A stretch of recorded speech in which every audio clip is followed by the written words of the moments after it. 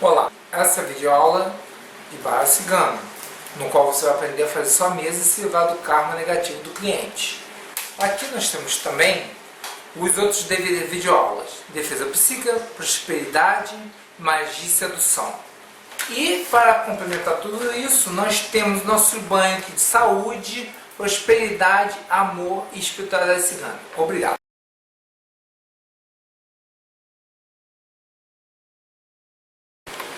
Boa noite, são 21 horas, horário de Brasília. Essa é a Rádio Web Avalon, um programa produzido pelo Templo do Druida do Brasil, www.duidismo.org.br. Hoje a apresentação não foi tão enfática como as outras. Hoje eu vou falar daquele que, resumindo, mudou ritos. Eu gostaria de falar de uma forma diferente, mas não tem como, né? Um programa produzido pelo Templo do Druida do Brasil, www.duidismo.org.br.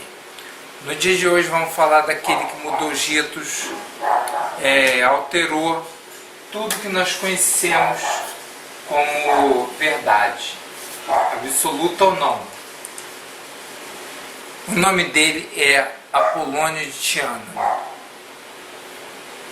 Como vocês podem ver aqui, eu coloquei um mapa da viagem do mestre Apolônio de Tiana, para nós nos orientarmos. Dizem que ele e Dames fizeram toda essa rota em vermelho durante 80 anos, mais ou menos. E o que acontece? Vamos às perguntas de hoje. Vamos lá. Onde viveu e qual a sua importância para os druidas? O mestre Apolônio de Tiana, como o nome diz, né? Ele, vamos colocar assim, vocês vão entender mais tarde, espero, ao longo do programa. Ele surgiu na cidade de Tiana, que fica na Turquia.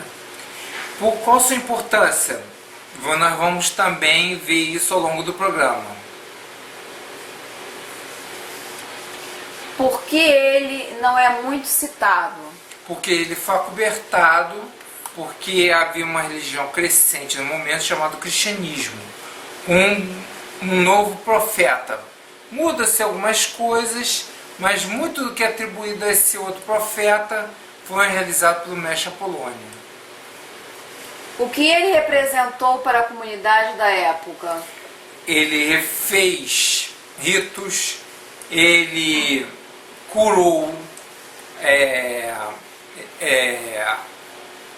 como vou dizer assim, ele acalmou revoltas por fome, déspotas, tiranos. Ele salvou populações inteiras de ataque de exércitos, entre outras coisas que nós vamos citar ao longo das perguntas. Como ele se tornou patrono da Magos? Porque ele foi aquele que deu o nome, as diretrizes, e para nós podermos fazer um trabalho que a gente desenvolve até hoje. Próxima. Quais eram os seguidores do mestre?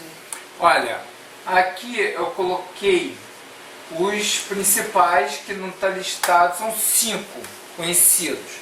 Aqui está o Gaius, o Demétrio, o Cínico, que não é cínico não, tá, gente? É da escola cínica, que é uma escola filosófica grega. É o Dioscórides, que era médico, o Mínipe, que era também um cínico da escola cínica. Na verdade, a gente podia dizer que esses dois eram os gaiatos do grupo. E não menos o Dames, o famoso Dames. Com quantos anos morreu? É a pergunta. Olha só, tende-se a acreditar que ele veio a desaparecer, nunca morreu. E no ano 98 depois de Cristo. Mas nós vamos encontrar ele até o ano 300 depois de Cristo. Quais os seus principais ensinamentos? Olha, tudo que não é convencional. Mestre Apolônio, ele gostava de dizer que nada é o que dizem para você. O mestre Apolônio de Tiana era druida? Olha só, o mestre Pontiano estava acima de qualquer rótulo. Os druidas que estavam com ele apenas o serviam. Ele não tinha rótulo, não precisava de rótulo, ele estava acima disso. Qual a sua missão e a de seus discípulos no druidismo? Olha, para começar, todos que estavam com ele estavam destacados do conselho. Nós vamos ver isso, se for possível, ao longo das perguntas. Então, o que acontece?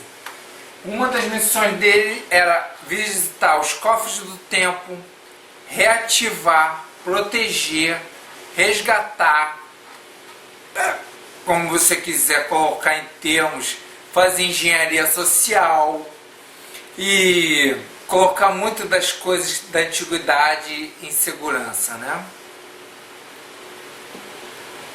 O mestre Apolônio é associado ao deus Apolo? Por quê? Porque essa visão na Bíblia, ele está como nome no Novo Testamento como Apolo. Porque ele era um homem sábio, ele era considerado um deus, ele encontrou Pedro, Paulo, ele em tese não, mas sim, ele viu a crucificação, entendeu? Houve assim, cruzando caminhos. Olha, para vocês terem uma ideia, se a gente fosse contar a história das viagens dele, Dames, antes dele encontrar Dames, recrutar Dames é o termo certo, dava para fazer mais livro que o Game of Thrones. Dava uma big série. Bom, após a sua viagem pela Terra, ele deixou muitos ensinamentos. Nós devemos vê-lo como mestre ou como um deus? Ambos. Para nós, o que acontece? Como ele veio à Terra para fazer sua quinta grande iniciação planetária, para quem não sabe, todos, quer dizer, espera-se que todos, né, façam 5 grandes iniciações planetárias e 2 solares. Ele veio realizar a quinta grande iniciação dele. Jesus veio à Terra fazer sua quarta grande iniciação. Então, para nós, para os druidas, não via como era Deus. Ele era alguém que estava além. Entendeu? Porque druidas não acreditam em deuses. Sabem que são apenas aqueles que estão conhecimento à frente e uma tecnologia superior. Ponto. Mas para o homem normal, ele era um deus. Apolônio pode também ter sido Aquiles, é verdade? Não. Aquiles é um herói da antiguidade, senão você remeteu ao início mesopotamiano muito lá para trás. Aquiles era um rei espartano, entendeu? Isso daí é porque são comparações, entendeu? Que o mesopotamiano ele desafiava um pouco, né? Como eu disse antes, ele confrontou exércitos com Dames, né? Dames era o paliteiro, né? Já que levava as flechadas. Vai. Já que no Oriente Médio ele é conhecido como Balinus, o mais certo é que ele é Apolônio e Balinus. A quem mais o mestre está associado? Olha só, vamos nos ater ao que nós podemos resgatar escrito, na memória escrita, né? Que também não é muito confiável. Os árabes chamam até hoje de belinos, alquimista, cientista, médico, tudo isso, entendeu? Ele vai receber esse nome porque ele entra pelo Egito, ele pega o livro de Tote, uma aventura dele com Dames e seus discípulos, perigosa, muito perigosa. Além do Nuctemeron, existem outras obras escritas pelo próprio mestre Apolônio? Olha só, existe referência dele no Vida de Pitágoras, uma obra desaparecida, no qual Jâmblico ele dá os 6 primeiros capítulos sobre Apolônio, o mestre Apolônio. Essa coisa de dizer que ele é neopitagórico é mentira. Ele tinha uma doutrina semelhante a Pitágoras. Mas ele não fazia disso um pitagórico. É porque as pessoas... Poxa, você fala como pitagórico. Entendeu? Como é que é? Então, essa coisa. Nós temos dele, no Mestre Pontiano, 4 livros sobre astrologia judicial kármica. Desaparecidos, claro, né? Que será? Um testamento desaparecido, que é onde ele dá aos seus discípulos suas missões, o que devem fazer, todas aquelas coisas. Cartas. Também, as cartas, algumas dessas cartas são estão incluídas na obra de Flávio Filósofos. Uma delas é Carta aos Éforos, dos espartanos. Por isso que pode dizer que é aqui, aquelas coisas todas. Mas deixa eu falar. Sobre os sacrifícios, também desaparecido. Temos a teologia do Mestre Pontiana, que por acaso é ensinada na Magos, mas está desaparecida também. E temos aqui o livro secreto da criação, né? Também chamado da natureza secreta, que na verdade isso aqui, quando ele conseguiu esse livro que ele escreveu, é atribuído a Belinos, quando os árabes os chamam de Belinos. Tá? Foi a tal história lá, quase todo mundo, menos ele, óbvio, né? Que a coisa pegou para conseguir o livro de Tote. Né? O Nuctemeron são descrições das iniciações? Não, o Nuctemeron, sim. São as fases das grandes iniciações. Ele vai descrevendo. Ele colocou em forma de horas os passos da, não gosto desse termo, evolução, o salto quântico de que algumas pessoas passarão. São sinais de que você está no caminho da grande iniciação. Apolônio seguia a escola pitagórica? Apenas essa? Não, olha só, o Mestre Pontiano, ele nunca foi pitagórico. Ele falava de doutrinas semelhantes aos pitagóricos. As pessoas sabem muito pouco sobre a escola pitagórica para falar algumas coisas. Os membros da escola pitagórica, ao contrário do que as pessoas pensam, eles eram mais violentos do que dizem, gente. Não é assim não. Não é essa coisinha de bonzinho, não. Não tem ninguém bonzinho nessas escolas. O mestre Apolônio não precisa de nós, porque ele ainda continua conosco, porque ele ainda responde às nossas súplicas. Pelos seus herdeiros, né? O que o mestre Apolônio ensinava a Dames? Olha só, o Mestre Pontiano tinha uma característica muito interessante de ensinar. Ele era mais ou menos como os druidas, você aprendia pelo exemplo. Você acompanhava e ao longo da caminhada, que como vocês podem ver, foi uma longa caminhada, né? Deixa eu colocar aqui. Aliás, não precisa nem colocar aqui, né? O aprendizado foi longo. Os ensinamentos do mestre Apolônio não formam passados por escrito. Então Dames recebeu os ensinamentos do mestre e depois foram passados nos tempos erguidos ao mestre? Olha só, isso daí está equivocado porque existem as obras que eu já listei do Mestre Pontiano e essas obras desapareceram, né? Eu dou uma pista, elas estão numa biblioteca muito famosa por aí. Quer dizer, várias obras, cópias, né? Cópias foram feitas das obras do Mestre Pontiano.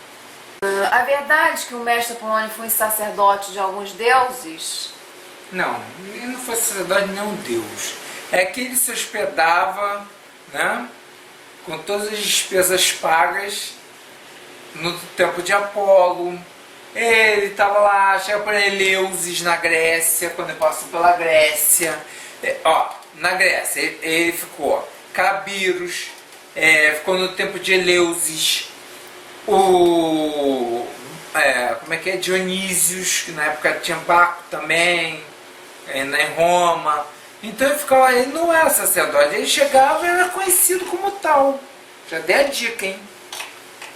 O que ele ensinava a respeito dos deuses? Que eles não são deuses, apenas têm mais conhecimento e uma tecnologia superior. Aliás, isso indiretamente está na Bíblia, em Atos dos Apóstolos, né? Diz assim, não se curvai perante os anjos, porque vós sereis superiores a eles, dizia Paulo, naqueles discursos histéricos que ele fazia em Roma. Uma loucura. Coisa de doido. O mestre Apolônio tinha um daimon? Não, os daimons queriam ser discípulos dele. Era diferente, era o contrário. Sabemos o que o filósofo e iluminista Voltaire falou sobre homens como o mestre Apolônio, dizendo que homens que tudo sabem e nunca morrem. Então a minha pergunta é, quando o mestre Apolônio voltará a ser um homem público novamente? Essa pergunta é do nosso Professor amigo de filosofia, né? Zeus. Adriano Tá? Zeus. Olha só, Adriano, ele veio à Terra fazer sua quinta grande iniciação. Então, deixa eu explicar. Até a quarta grande iniciação, que foi Jesus, quando você faz a quarta grande iniciação planetária, você deixa de reencarnar. Ele já tinha. Ele veio fazer a quinta grande iniciação planetária. Porque depois que ele fez a quinta grande iniciação planetária, em Creta, ele vai fazer as duas solares, já fez, não sei, não tem a sua agenda do mestre. Então não será aqui, não vai passar por isso aqui, entendeu?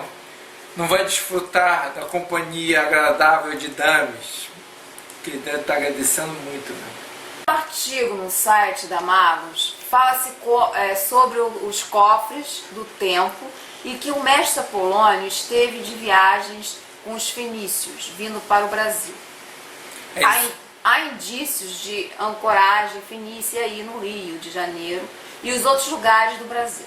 Então, seríamos capazes de achar o cofre do tempo que foi deixado aqui em nosso país algum dia? Não. Primeiro que essa viagem que é ensinada na Magos, coisa e tal, ela não consta no roteiro oficial do mestre Apolônio. Ele nunca quis deixar registro dessa viagem. Inclusive por isso ele contratou a peso de ouro uma frota fenícia para fazer isso. Os fenícios eram os melhores navegadores, porque os fenícios eram uma sociedade secreta, né? Não eram um povo. Aí o que acontece? Eles estiveram no Nordeste brasileiro, no Rio de Janeiro, que hoje em dia a gente chama de Rio de Janeiro, né? E o cofre do tempo está muito bem guardado e te garanto que nunca vai ser encontrado. Porque o cofre que está aqui no Brasil tem armas que não devem cair em mão de ninguém. Nem de quinta, nem sexta raça. A qual a ordem apolontiana passou a Moctemeron? Não passou ninguém, essa é uma obra que restou, que foi copiada, que está incompleta, óbvio. Né? Não tem uma ordem específica. Pode explicar a barreira das línguas na viagem do mestre Apolônio? Não tinha barreira de língua. Não tinha barreira de línguas. Mesmo quando ele foi recrutar Dames, ele diz isso a Dames. Dames está lá em Nínive. Nínive, na época, era uma cidade universitária dentro da Babilônia. Quais os critérios do discípulo do mestre? Por exemplo, ele recrutou pessoalmente Dames, ele foi até Nínive, atrás de Dames, que estava lá curtindo, lendo, traduzindo.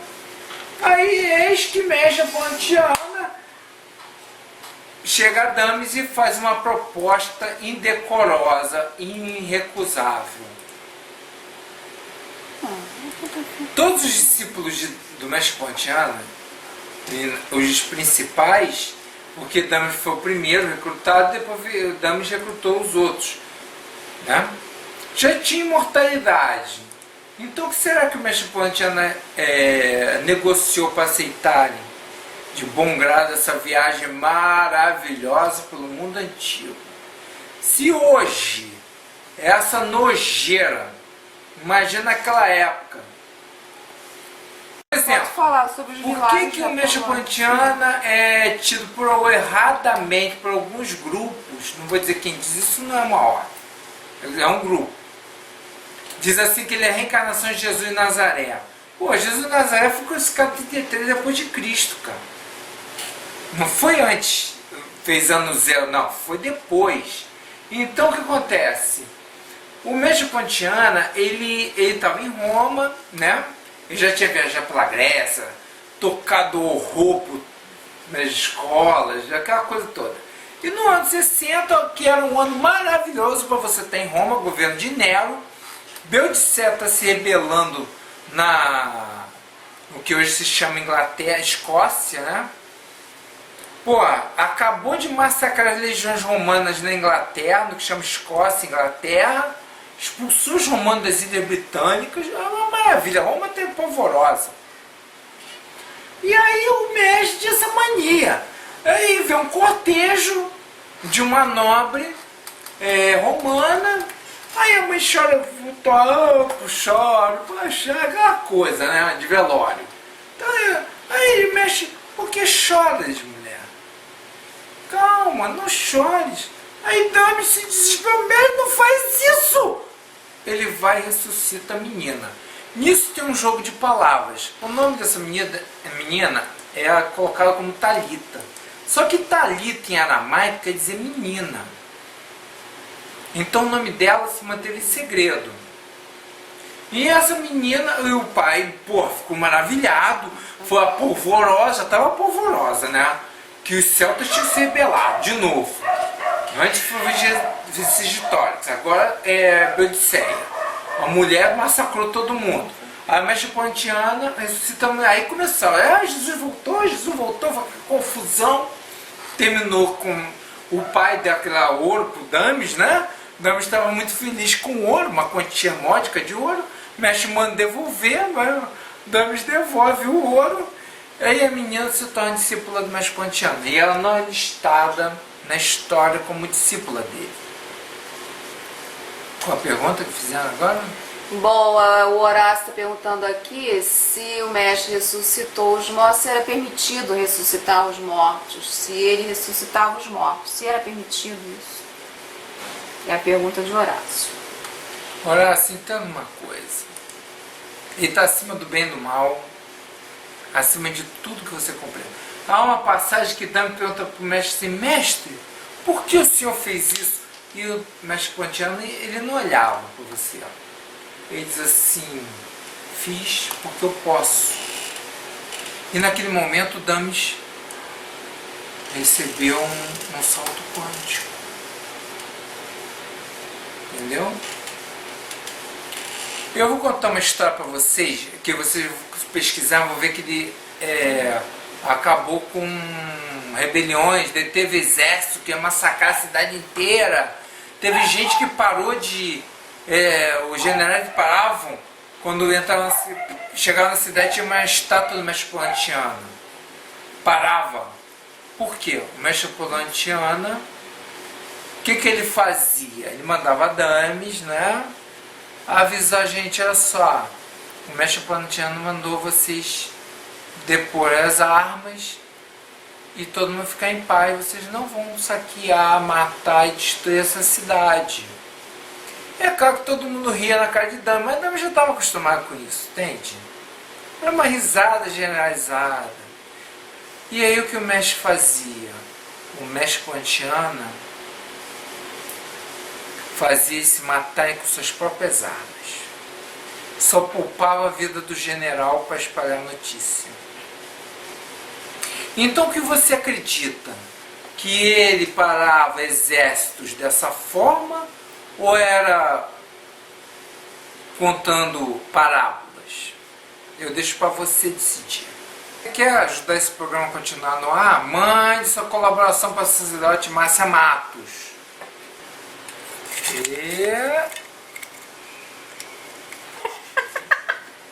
E o tema sorteado foi... do Horácio! Demonologia! Ai, Horácio. Rapaz, tuas preces foram ouvidas, hein, Horácio? Tá aqui. O mestre Apolônio Tiana, a pedra filosofal. Ele a usava no templo de curas públicas da antiguidade, como o de Asclépios. O que acontece é o seguinte: para os árabes, o mestre Apolônio Tiana chamava-se Belinos, mas não era visto como um filósofo ou como era visto no Ocidente. Para eles, ele era um alquimista. Essa coisa da pedra filosofal para ele não era necessária. Ele usava para quê? Para que seus discípulos aprendessem a manipular a pedra filosofal, que não é uma pedra e muito menos filosofal. Tá? Não é nada disso que eu passar para vocês, que a alquimia no Ocidente ela foi censurada pela Igreja Católica. Os ensinamentos são diferentes. Então o que acontece? Ela era usada para quê? A pedra filosofal, vamos colocar assim, ela é acionada com a palavra perdida. Então ele usava muito mais para formar a medicina. Ele tentava ensinar os gregos, mas era difícil, que os gregos eram muito místicos. Os gregos acreditavam que muita doença era demônio, era não sei o que, os humores do fígado, essas coisas, entendeu? Então era diferente. O que salvou a medicina ocidental foi a medicina árabe, que trouxe e passou Asclépio das bases de uma medicina, entendeu? Que não foi, porque isso era praticado dentro de templo, mas Pontiano não, trouxe só público, entendeu? Obrigado e até o próximo programa.